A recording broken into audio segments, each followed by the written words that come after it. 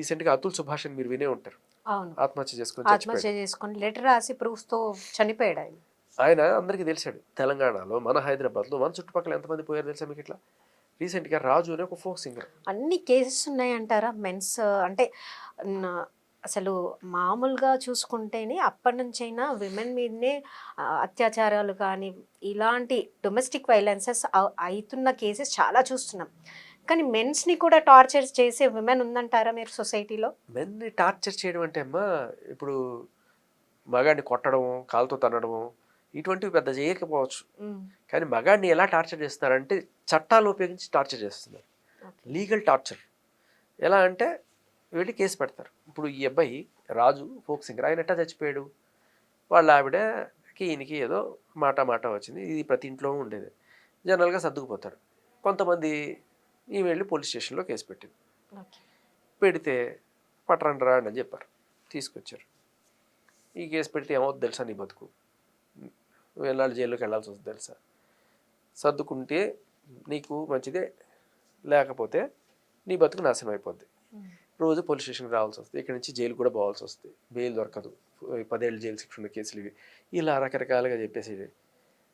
సరే సార్ మీరేం చెప్తే అదేంటి, అందరి ముందు వాళ్ళ ఆవిడ కాళ్ళు పట్టించారు.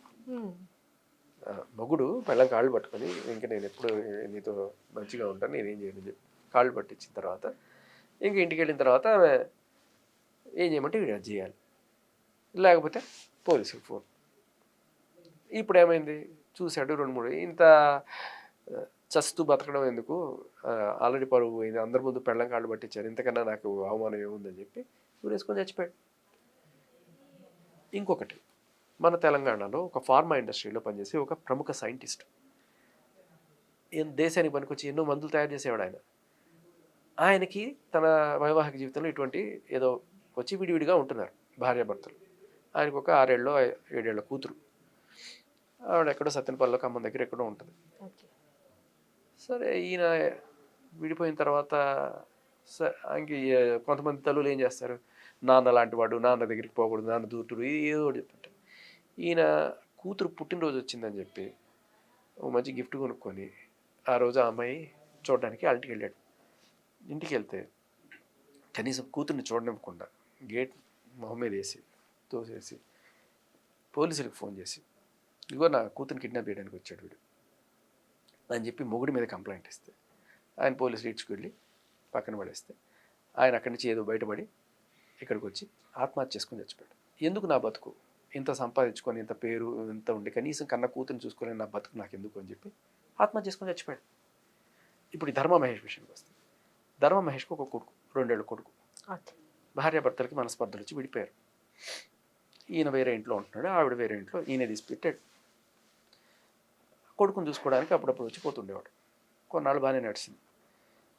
తర్వాత నా పేరు మీద ఆస్తి రాయి, నా పేరు మీద కిస్మత్ మండి రాయి అనేది ఏదో ఆ డీల్స్ ఏవో చేసుకున్నారు. సరే కొడుకుని చూపించాలంటే ఇవన్నీ చేయాలి కాబోలు, సరే అని చెప్పి ఒప్పుకున్నాడు. తర్వాత కూడా కొడుకుని చూపించకుండా మరి ఏమైందో తెలియదు, అలా చేస్తే కొడుకుని చూడడానికి వచ్చిన సేమ్ ఇదే టైప్లో, ఇందాక మీకు సైంటిస్ట్ విషయం చెప్పానే, అలాగే ఈ ధర్మ మహేష్ అనే వ్యక్తి కొడుకుని చూసుకోవడానికి రాత్రి 10 గంటలకు వస్తే, ఇతను నన్ను కొట్టడానికి వచ్చాడో, తిట్టడానికి వచ్చాడో, చంపడానికి వచ్చాడు అని చెప్పి షీ టీమ్స్కి ఫోన్ చేసి అతను అక్కడి నుంచి బలవంతంగా ఇచ్చేశారు. అదృష్టం బాగుండి అతను ఆత్మహత్య చేసుకోవాలి. సో ఇటువంటి వాళ్ళకి ఇవాళ ఆ రాజుకు కానీ లేకపోతే ఆ సైంటిస్ట్ కానీ నేను సపోర్ట్ చేసుంటే మేబీ వాళ్ళు నా రాడార్లోకి రాలా. అంత అయిపోయిన తర్వాత నేను న్యూస్ చదివి అయ్యో పాపం అని బాధపడ్డాను తప్ప. బట్ ఏదో ఒక రకంగా నాకు ఈ విషయం తెలిస్తే నేను వాళ్ళకి వెళ్ళి సహాయం చేయడం వల్ల ఒక ప్రాణాన్ని కాపాడిన వాడిని అవుతాను కదా. ఇప్పుడు ఆ రాజులాగా, ఆ సైంటిస్ట్ లాగా ఈ ధర్మ మహేష్ సూసైడ్ చేసుకుని ఉంటే, బిడ్డ నాకు చూపించట్లేదు అనే దాంతో ఎవడు రెస్పాన్సిబుల్?